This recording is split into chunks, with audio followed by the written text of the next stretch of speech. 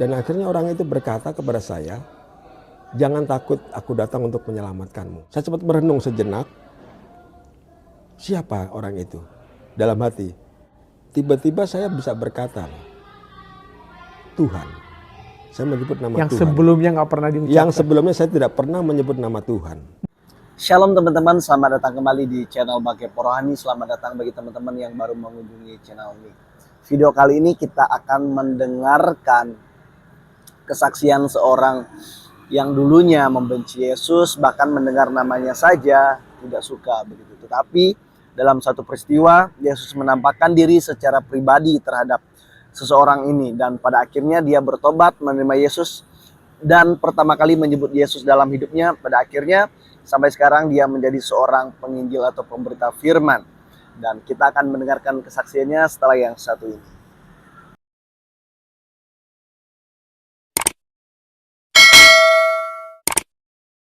Suatu saat Bapak diberi kesempatan untuk belajar di Arab. Ya.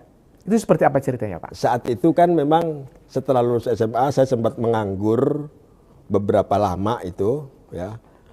Sangat lama saya nganggur waktu itu. Ya, ini akhirnya orang tua mengambil keputusan.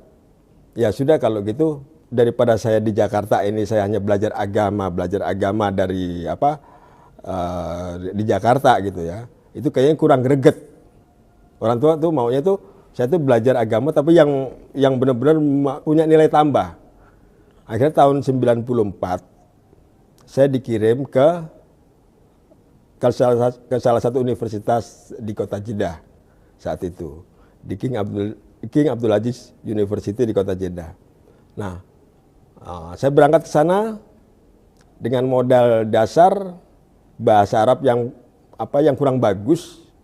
Dan akhirnya di sana saya beberapa bulan, ya puji Tuhan, saya mulai bisa berkomunikasi bahasa Arab dengan lancar. Dan akhirnya saya ikut ujian masuk di salah satu universitas itu. Saya mengambil program diploma 3. Jadi hanya 3 tahun, 6 semester. Nah, saya mulai belajar. Pokok belajar apa? Bidang studinya apa? Bidang studinya adalah perbandingan agama. Oh, perbandingan agama. Jadi Fakultas Usuluddin ya kalau dibilang. Jadi perbandingan agama. Di situ saya mempelajari beberapa agama, terutama tentang Yahudi, Kristen, Islam. Nah, kami mempelajari itu. Tapi yang kami pelajari adalah sesuai dengan kacamata saya saat itu, kacamata iman saya saat itu, iman yang lama ya, kacamata iman yang lama saya. Itu terus kami pelajari itu semua sampai akhirnya satu titik waktu itu 94, 95 ya, 94, 95 masuk ke semester keempat. Nah 96 mau masuk ke semester 5, ada satu peristiwa yang sampai detik ini saya tidak pernah lupakan, peristiwa yang sungguh luar biasa buat saya saat itu. Saat itu saya tinggal di salah satu kamar apartemen di Jalan Fasaliyah 1, waktu itu berseberangan dengan konsulat Filipina. Persis berseberangan dengan konsulat Filipina, di mana apartemen yang saya tinggal waktu itu. Saya waktu itu tinggal di lantai 3. Nah, peristiwa itu adalah malam yang luar biasa itu, di mana saya malam itu sedang baca buku, karena saya hobi baca, saya baca buku. Saya merasakan ada sesuatu yang lewat. Saya pikir, ini hanya perasaan. Pertama saya lihat, kok nggak ada, hanya perasaan. Padahal Bapak di kamar? Saya di kamar. Oke. Nah, akhirnya kedua kali terjadi peristiwa itu, seperti ada orang lagi yang lewat. Saya lihat lagi, nggak ada.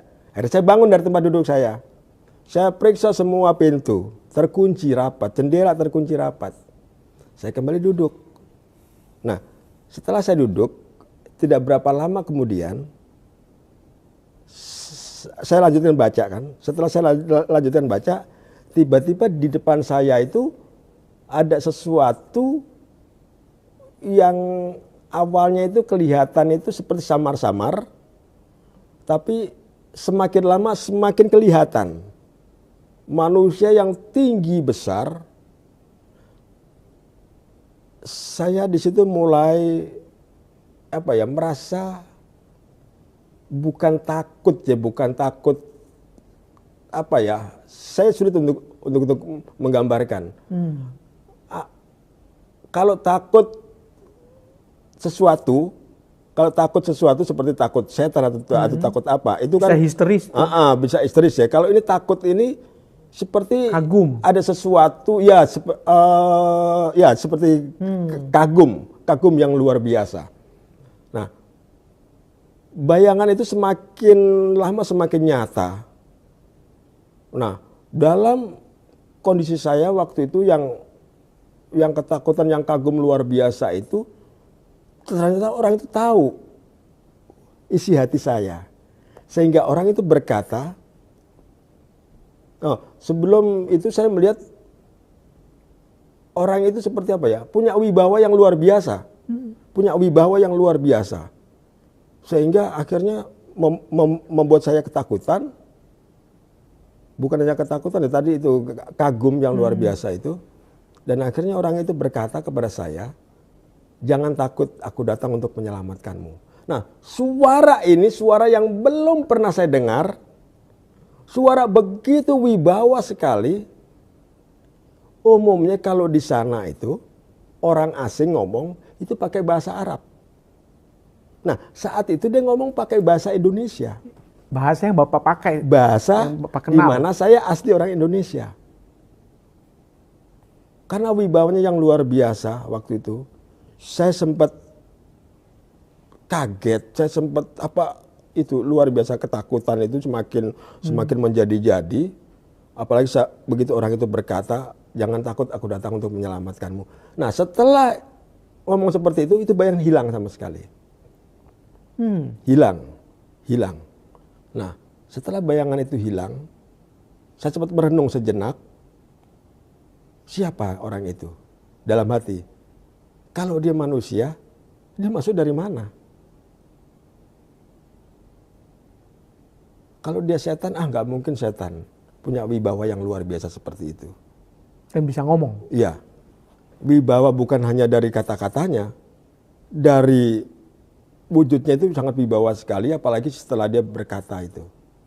Itu sangat-sangat wibawa. Kalau setan nggak mungkin seperti itu.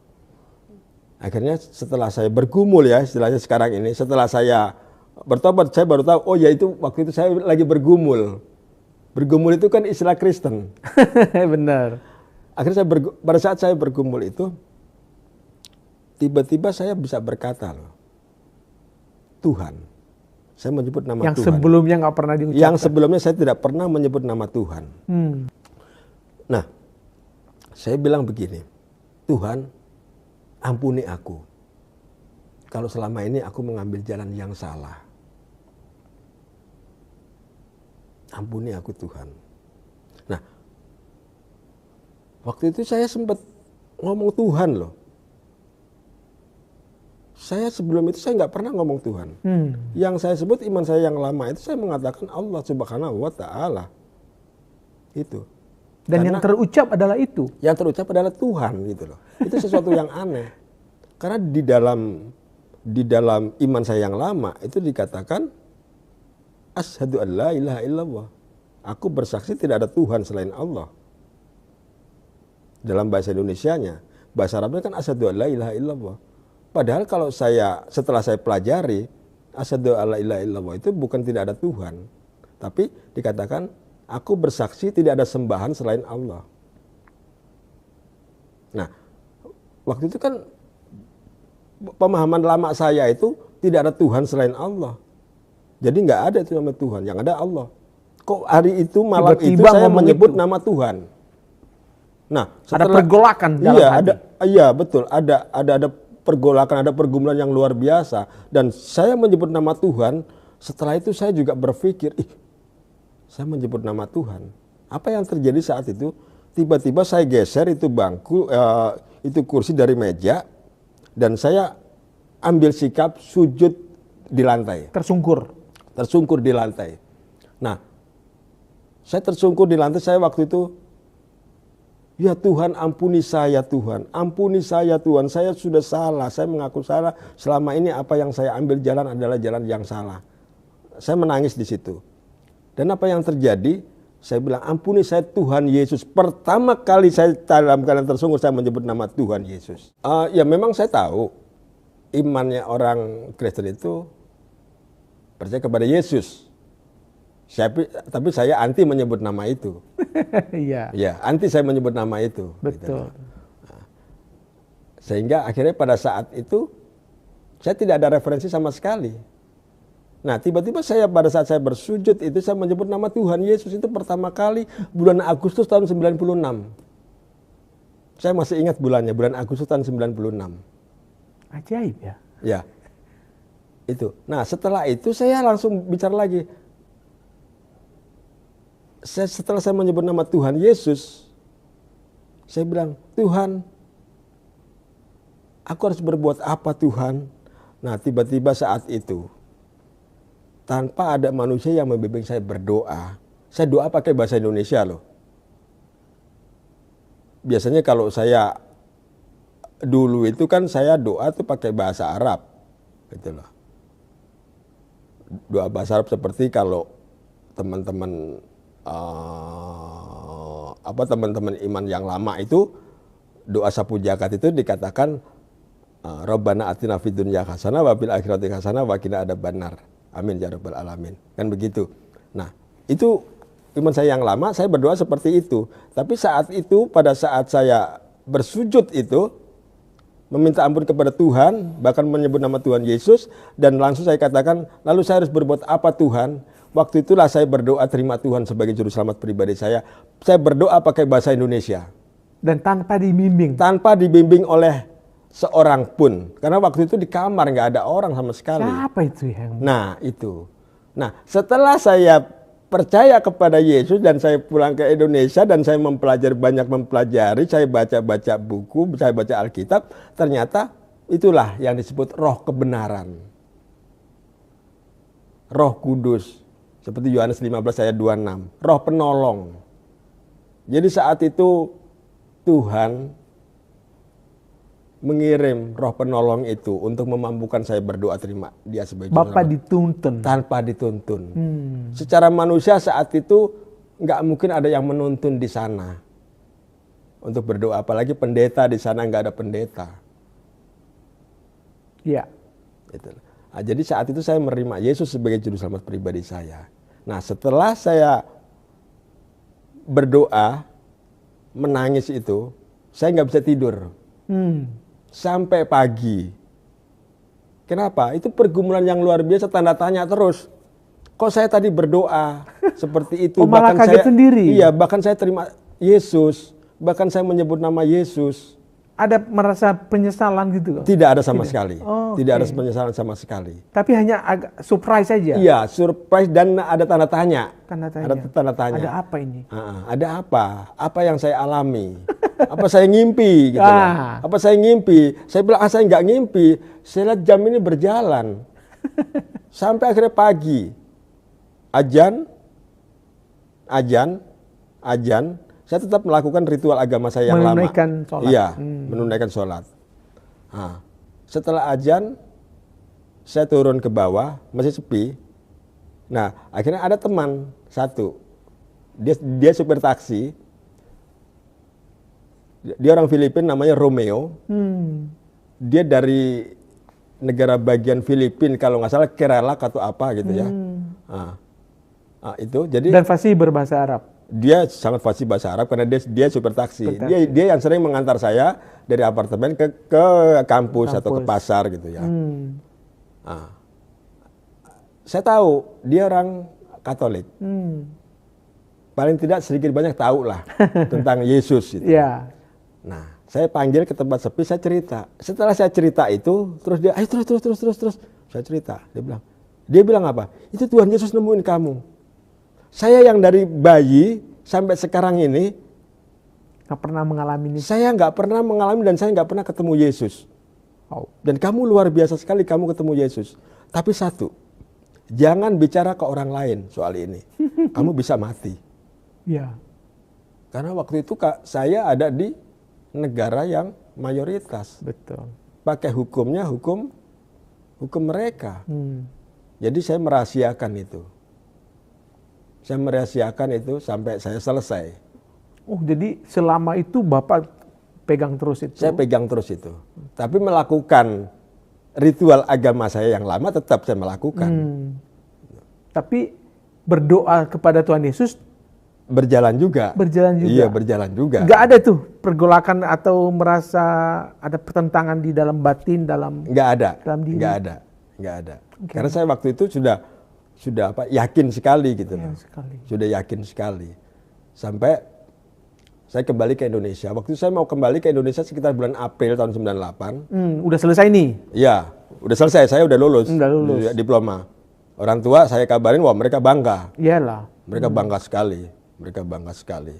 Bahkan saya, dikasih nama apalah macam-macam lah gitu ya. Nah, akhirnya saya mau pulang bulan April. Orang tua saya bilang jangan dulu. Karena situasi dan kondisi Indonesia sedang tidak baik. Oh, yang Mei 98. Iya, waktu itu kan 98 itu banyak demo-demo ya. Kerusuhan juga ya. Demo-demo sebelum kerusuhan kan demo-demo waktu iya. itu. Wah bahaya dia bilang itu. Udah diem aja di sana dulu sampai situasi aman. Nah, akhirnya saya bisa kembali ke Indonesia setelah peristiwa Mei. Mei 98 waktu itu saya dengar kabar peristiwa Mei itu di sana saya. Waduh, bener. Di Indonesia kerusuhan. Internet udah lancar Iya, gitu ya. ya kalau di sana lancar, Iya. kalau di sana lancar sekali. Nah akhirnya saya pulang bulan Juni, akhir Juni saya pulang ke Indonesia. Nah setelah saya pulang ke Indonesia, saya mulai ada pergolakan lagi dalam diri saya. Saya ngomong gak nih sama keluarga apa yang saya alami? Iya. Kalau saya ngomong mereka kecewa. Kalau saya nggak ngomong saya nggak jujur. Serba Gimana salah nih? ini. Hah? Serba salah ini. Iya serba salah kan, itulah. Tapi tetap itu saya pertahankan, saya tidak mau bicara dulu.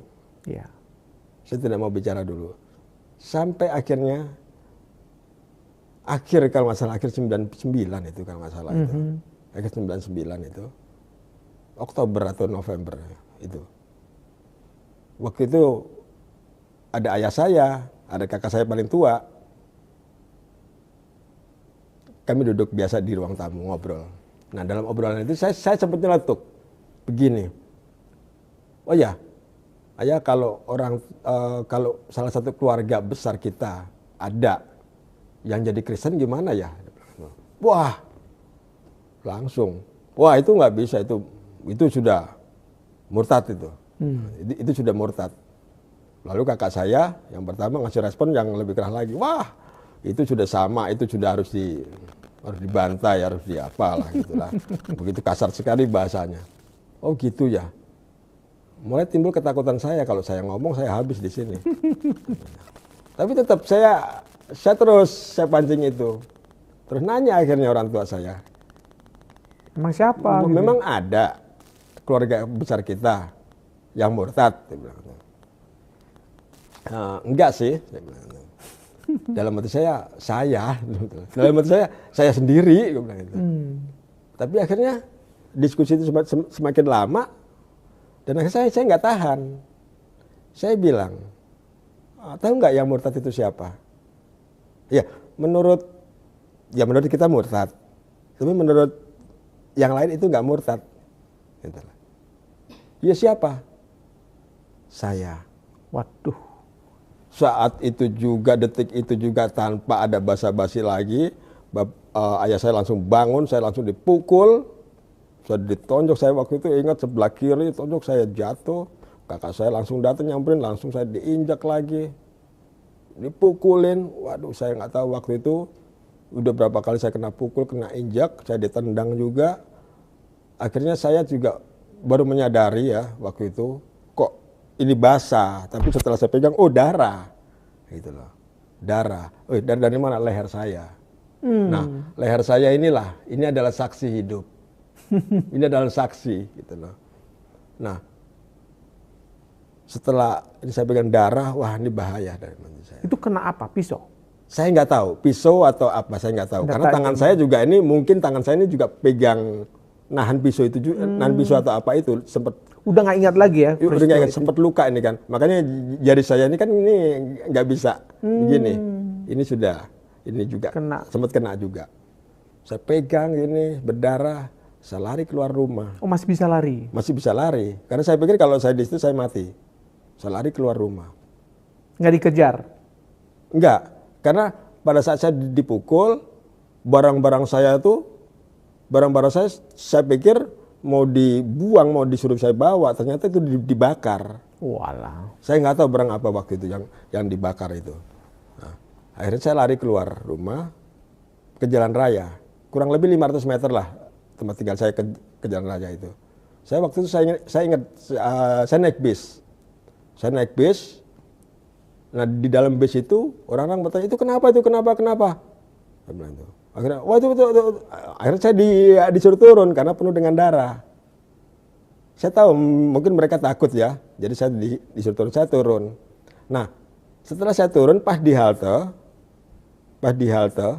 di situ ada beberapa taksi yang mangkal. Begitu saya turun, ada yang nyamperin saya. Dia bilang, kenapa? Saya ribut dengan keluarga. Dia bilang itu. Oh, ini harus dibawa ke rumah sakit, Itu luka itu, dia bilang itu. Itu luka itu. Tiba-tiba itu supir taksi itu, taksinya waktu itu warna kuning. Saya disuruh naik, saya naik, dia bawa. Baik banget. Ya, dia bawa ke salah satu rumah sakit di daerah Pasar Rebo. Nah, sampai di rumah sakit itu saya sempat dituntun, diantar ke lobi. Setelah saya ditangani oleh para perawat di situ, dibawa oleh para perawat, saya ditidurkan. Saya nggak lihat lagi ini supir taksi ini. Nah, setelah saya dirawat beberapa jam, ternyata dijahit, baik itu di leher ataupun di tangan saya ini ada beberapa jahitan. Setelah selesai dijahit itu, saya sempat duduk. Saya harus kemana ini ya? Iya. Saya harus kemana? Lalu saya nggak bawa apa-apa keluar. Hanya semua yang melekat di saya. Dan itu hari terakhir ya? Iya. Terakhir Bapak keluar dari rumah ya? Betul. Nggak pernah balik lagi? Nggak pernah balik lagi. Oh Tuhan. Nah, setelah itu waktu itu ada perawat yang mengatakan, Bapak sudah selesai? Ya sudah, saya mau keluar. Hari itu juga? Saya mau pulang. Oh Pak, silahkan selesaikan dulu administrasinya. Waduh, saya harus bayar pakai apa? Betul. Akhirnya saya bilang, Suster maaf, saya nggak bawa apa-apa, saya harus bayar pakai apa ini? Saya mau kasih jaminan apa? Barang berharga nggak ada dalam diri saya. Saya nggak bawa apa-apa. Akhirnya ada dokter lewat itu. Ini kenapa? Saya cerita semuanya. Peristiwa yang saya alami, maksudnya saya ada ribut dengan keluarga, tapi masalah iman saya nggak cerita. Iya. Saya ada ribut dengan keluarga, saya nggak bawa apa-apa ini. Nah, akhirnya dengan panjang lebar, akhirnya dokter itu mengizinkan saya untuk keluar. Ya udah silakan keluar, nggak apa-apa. Nggak perlu bayar ya? Nggak perlu bayar. Gitu kan. Nah, itu pertolongan Tuhan. Itu pertolongan Tuhan awal yang luar biasa buat saya. Iya. Dari supir taksi itu saya diantar, itu pertolongan Tuhan yang luar biasa. Nah, itu kalau bukan karena anugerah Tuhan, saya nggak mungkin bisa seperti itu. Akhirnya begitu keluar dari rumah sakit, saya nyebrang. Saya naik bis tanpa tujuan. Dengan kondisi ini diperban, tangan juga luka diperban. Saya dari Pasar Rebo akhirnya ke lapangan Banteng saat itu. Lapangan Banteng saya turun. Perut mulai lapar. Uang nggak punya. Jadi saya waktu itu masuk ke salah satu masjid besar yang ada di Jakarta, yang di dekat lapangan Banteng. Saya duduk di situ dengan kondisi lapar. Akhirnya kalau di masjid kan banyak itu keran air ya untuk ambil air wudhu. Saya minum air itu. Langsung. Iya, langsung saya minum dari keran itu. Nggak tahu itu air bersih atau kotor, saya nggak tahu itu. Iya. Iya, saya minum. Saya pikir minum bisa kenyang. mengenyangkan. Ternyata tidak, lapar terus, lapar. Saya cari warung, saya minta. Beberapa warung memang tidak mau ngasih saya. Tapi ada satu warung yang mau ngasih saya makan dan ngasih saya minum. Saya bilang, saya nggak punya uang, saya lapar, saya perlu makan, tolong saya. Dikasih makan dan minum. Dari rumah sakit ada obat? Dari rumah sakit saya memegang obat itu. Oh, ada obat. Saya megang obat. Nah, setelah saya makan, minum, ini sudah mulai rasa sakit ini. Mungkin biusnya sudah hilang ya. Mulai rasa sakit. Akhirnya setelah saya makan, saya minum obat. Nah, itu saya akui waktu demi waktu saya makan, minta sana, minta sini. Dan hari demi hari, jahitan kan harus dibuka. Ini jahitan masih nempel. Ke rumah sakit lagi dong? Harusnya ke rumah sakit. Tapi mau ke rumah sakit mana? Saya nggak pegang apa-apa, saya nggak punya uang apa-apa. Akhirnya saya pegang, mulai saya elus-elus begini, kok ada air, oh itu ternyata sudah bernanah jahitan yang di leher saya. Nah yang di tangan ini bisa saya buka, karena ini hanya beberapa jahitan, saya buka, bisa. Nah yang di leher kan saya nggak kelihatan. Akhirnya dengan nahan rasa sakit, jahitan mulai saya buka, saya tarik dikit dengan nanah yang ada. Gitu loh. Bahkan ada darah juga. Saya buka itu.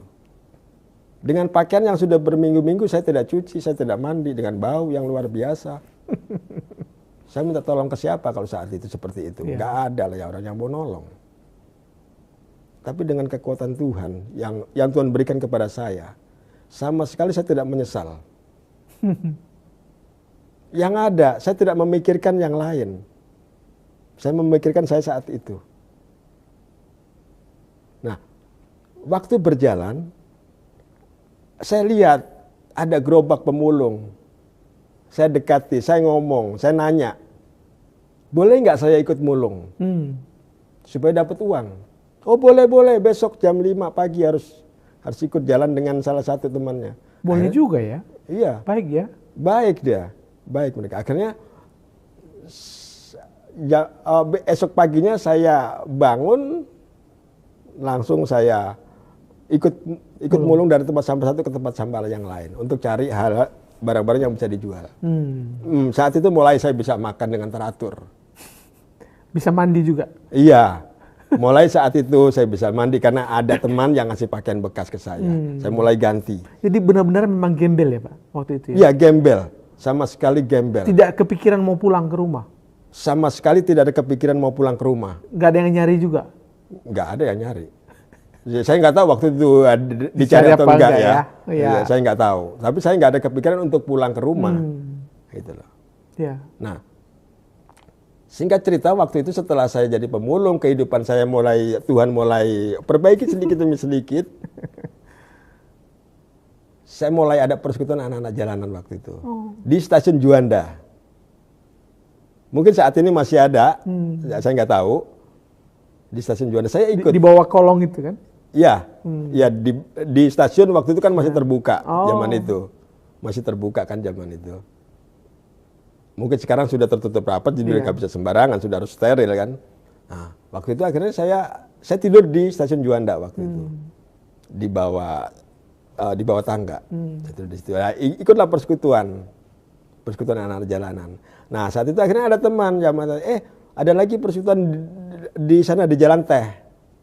Waktu itu dipimpin oleh pendeta Tambus Sihombing. Tambus Sihombing. Nah, mulailah saya ikut persekutuan itu dengan rutin dengan Pak Tambus. Waktu itu. Nah, setelah ikut persekutuan dengan Pak Tambus dan Pak Tambus sudah banyak koneksi kan akhirnya saat itu. Nah, saya mulai melayani Tuhan. Waktu itu Pak Tambus menawarkan siapa yang mau ikut melayani. Ambil kolektor, saya pegang tuh kantong kolektor tuh. Itulah saya pertama kali melayani Tuhan. Bawa kantong kolektor keliling. Nah, setelah itu terus saya ikut ya dengan rutin, jadi pemulung. Setelah itu saya terus ikut persekutuan doa. anak-anak jalanan. Sampai akhirnya Pak Tambus perkenalkan saya dengan seorang hamba Tuhan. Dan setelah itu saya dididik oleh hamba Tuhan itu beberapa bulan, setelah itu saya diutus. Itu kalau boleh tahu gereja apa itu Pak? Di salah satu GBI ya waktu itu ya. Di salah satu GBI di wilayah Ciledug. Saya diutus ke Sukabumi, ke pedalaman Sukabumi. Setelah mendapatkan pengajaran itu? Setelah mendapatkan pengajaran beberapa bulan itu, saya diutus ke pedalaman Sukabumi. Nah, disitulah suka duka pelayanan di pedalaman itu kayak apa, dimulailah di situ. Ternyata saya pikir gini, setelah Tuhan proses saya, Tuhan proses saya dari nol sama sekali. Di paling tempat terendah ya? Yang paling tempat terendah itu, Tuhan mulai angkat diri. Saya pikir, sudah selesai gitu loh. Ternyata di tempat pelayanan, di pos PI, ada masalah lagi. Ada masalah lagi. Kami harus berhadapan dengan aparat desa. Dan berujung diusir. Dan berujung akhirnya saya diusir dari desa itu. Baliklah ke Jakarta. Iya. Balik ke Jakarta, akhirnya dari pihak gereja menyalahkan saya. Justru malah disalahkan? Justru malah disalahkan. Padahal kalau ini yang saya lihat itu, saya sudah larang. Jangan bawa gitar? Jangan bawa gitar, jangan nyanyi-nyanyi dulu. Karena mereka masih alergi. Padahal di pos penginjilan itu sudah mulai ada orang yang percaya. Gitu loh. Akhirnya orang yang percaya itu kembali ke iman yang lama. Ya. Gitu loh. Karena apa? Karena dengan mereka diintimidasi, akhirnya kembali kepada iman yang lama. Akhirnya saya disalahkan dan saya dikeluarkan dari gereja itu. Saya keluar dan saya kembali ketemu dengan Pak Tambus Siombing. Dari situlah kami mulai akhirnya bertemu dengan seorang hamba Tuhan besar. Gitu loh. Pak Tambus ini bilang, itu nanti di sana itu loh, dia bilang itu. Waktu itu dengan beberapa hamba Tuhan juga ngomong, itu nanti di puncak ada pertemuan. Di Villa Puncak? Di salah satu villa. Di salah satu hotel. Salah satu hotel di puncak ada pertemuan. Para hamba-hamba Tuhan, ya boleh katakan para murtadin lah. Ekskedar. Ya, boleh dikatakan ekskedar Nebayot. Di sana ada pertemuan. Pak Joko silakan datang sana. Saya coba dikasih uang untuk ke sana. Akhirnya saya datang ke sana, ikut. Ada 2 hari di sana. Disitulah awal terbentuknya yang disebut Forum Fokus. Wadah mantan Kedar dan Nebayot. Iya. Nah, di situ akhirnya setelah pertemuan selesai, saya selesai, pulang, biasa. Nah, setelah itu, ya sudah saya pikir ya sudah, karena saya nggak masuk dalam kepengurusan saat itu. Tapi beberapa minggu kemudian, beberapa bulan kemudian, saya dihubungi lagi, ini loh, Fokus sudah ada kantor. Saat itu tahun 2002 itu. Nah, saya diminta untuk jadi full time di kantor. Mulai disitulah berdiri Fokus dan saya jadi full time Fokus dan mulai kami melakukan perjalanan penginjilan dari Aceh sampai ke Jayapura. Di seluruh Indonesia ya. Seluruh Indonesia. Dan di situ ada momen Bapak terkoneksi dengan Pak Yusuf Roni atau belum? Belum. Terkoneksi dengan Pak Yusuf Roni itu setelah raker. Waktu itu pada saat raker itu, rapat kerja itu, yang Forum Fokus tadi, yang Forum Fokus mengadakan rapat kerja dan seminar. Waktu itu salah satu pembicaranya Pak Yusuf Roni. Nah, di situ. Walaupun sebelum itu saya sudah banyak mendengar khutbah-khutbah beliau yang luar biasa. Itu waktu saya awal pertobatan saya di sana, saya kan nggak punya Alkitab. Jadi waktu itu saya cari di Google tentang pengajaran kekristenan. Banyak sekali waktu itu. Banyak sekali pengajaran-pengajaran. Saya dibaptis oleh gereja di waktu itu di dekat Tugu Tani itu, gereja Anglikan ya kalau nggak salah. Iya. Anglikan di situ. Mereka ada pelayanan juga, ada anak jalanan. Waktu itu dia bilang, siapa yang belum dibaptis? Saya bilang, saya angkat tangan. Saya dibaptis. oleh gereja Anglikan itu.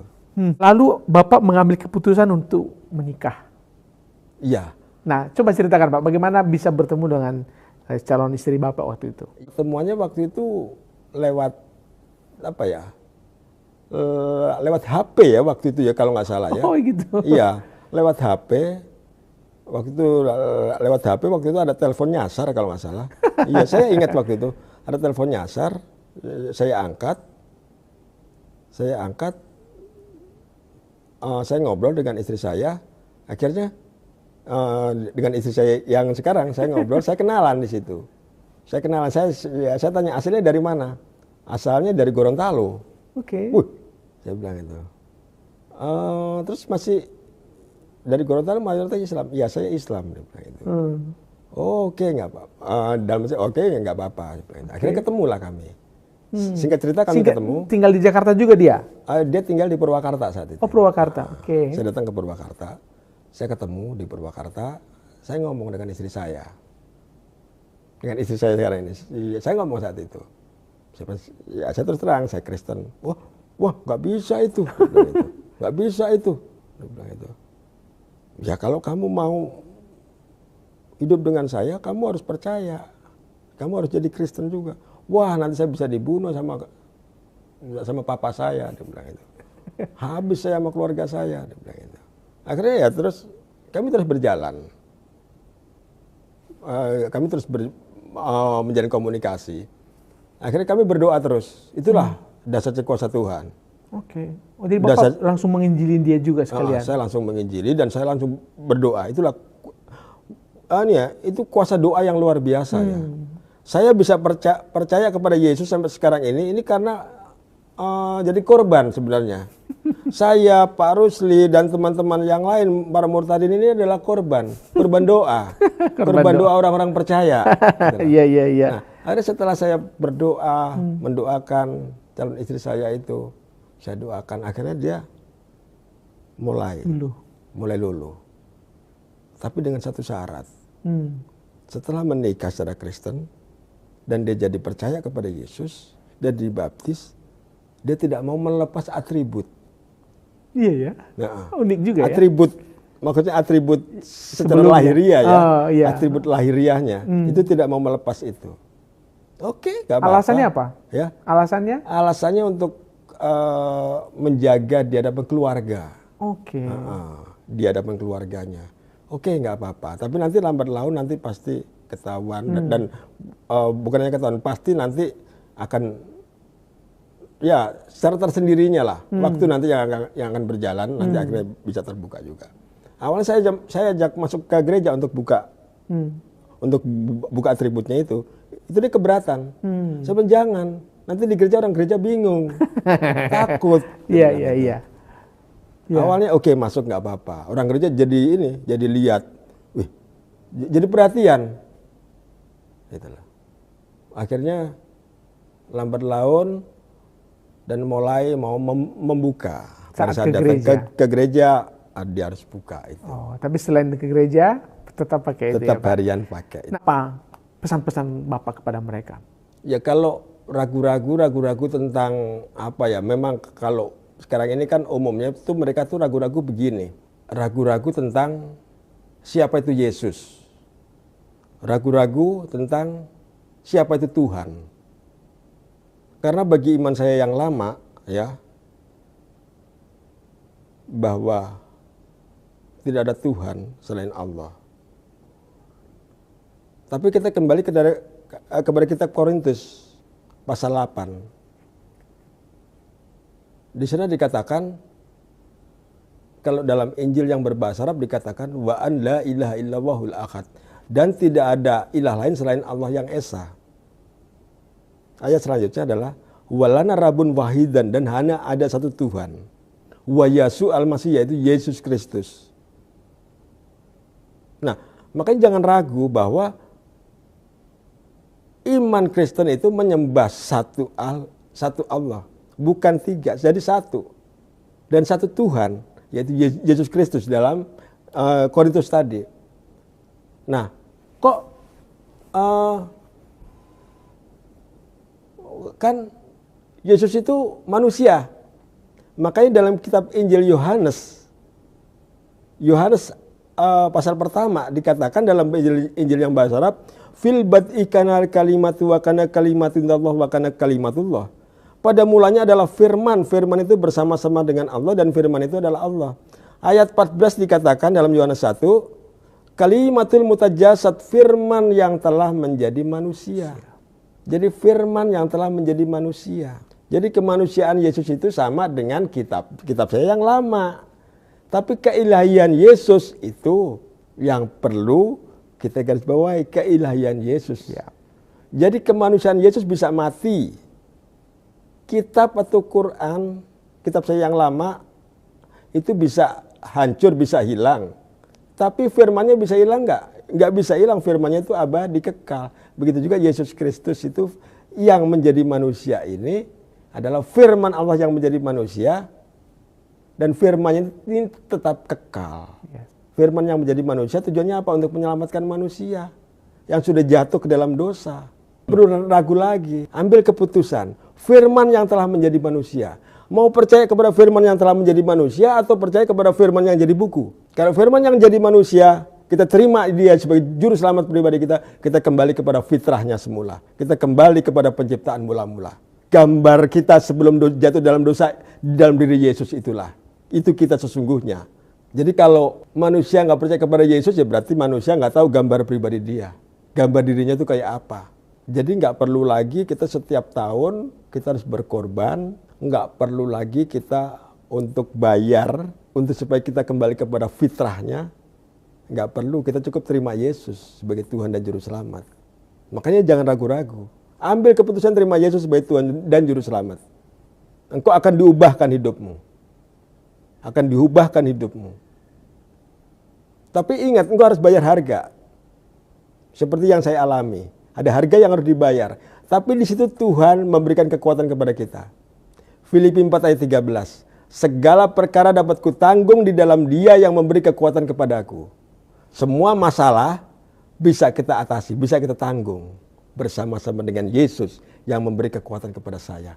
Itu ayat pegangan saya. Mari jangan ragu-ragu yang masih dalam persimpangan jalan. Ambil keputusan sekarang. Jangan berdiri di tengah-tengah. Kalau berdiri di tengah-tengah engkau akan mati ditabrak oleh kendaraan. Ambil keputusan. Ambil keputusan ke kanan, ambil Yesus, engkau akan selamat. Ke kiri, engkau ambil yang lain, engkau akan binasa. Itu. Jadi mengikut Yesus ada jaminan. Ada jaminan, keselamatan. Keselamatan. Ya. Itu kata kuncinya. Luar biasa. Terima kasih Pak Joko. Ya, sama-sama.